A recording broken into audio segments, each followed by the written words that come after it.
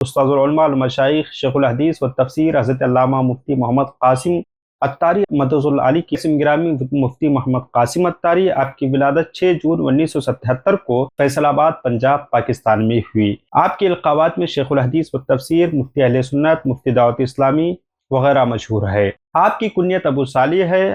آپ امیر اہل سنت مولانا الیاس قادری صاحب کے دست اقدس پر بیعت کا شرف حاصل کیا۔